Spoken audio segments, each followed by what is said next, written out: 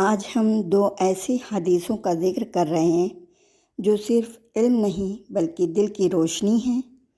ایک ایسی دعا جو کبھی رد نہیں ہوتی، اور ایک ایسا سوال جس کا جواب ہر مسلمان کے لیے ایک ہدایت ہے۔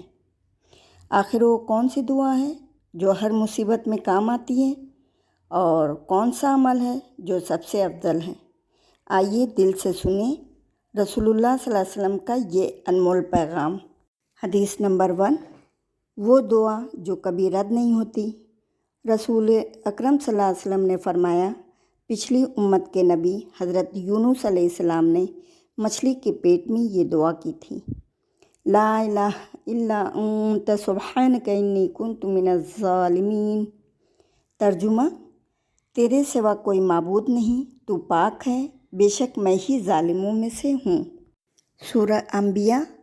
نبی کریم صلی اللہ علیہ وسلم نے ارشاد فرمایا، جس شخص کو بھی کوئی پریشانی لاحق ہو اور وہ اس دعا کو پڑھ کر اللہ تعالیٰ سے مانگے تو اللہ تعالیٰ اس کی دعا ضرور قبول فرماتے ہیں۔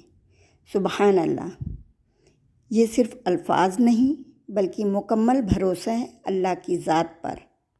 حدیث نمبر 2، سب سے افضل عمل۔ ایک شخص نے نبی کریم صلی اللہ علیہ وسلم سے پوچھا، سب سے افضل عمل کون سا ہے؟ تو آپ صلی اللہ علیہ وسلم نے ارشاد فرمایا، وقت پر نماز ادا کرنا، پھر والدین کے ساتھ حسن سلوک کرنا، اور پھر اللہ کے راستے میں جہاد کرنا۔ صحیح بخاری کی حدیث ہے۔ دیکھیے، اسلام میں افضل عبادت صرف نماز ہی نہیں بلکہ والدین کی خدمت بھی سب سے بڑی عبادت ہے۔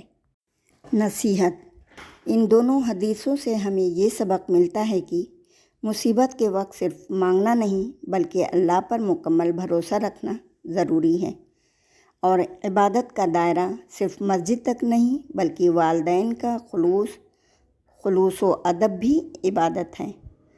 تو آج سے ایک نیا ارادہ کیجیے، روزانہ لا الہ الا انت سبحانک انی کنت من الظالمین کی تلاوت کریں اور والدین کے ساتھ اپنا رویہ بہترین بنائیں۔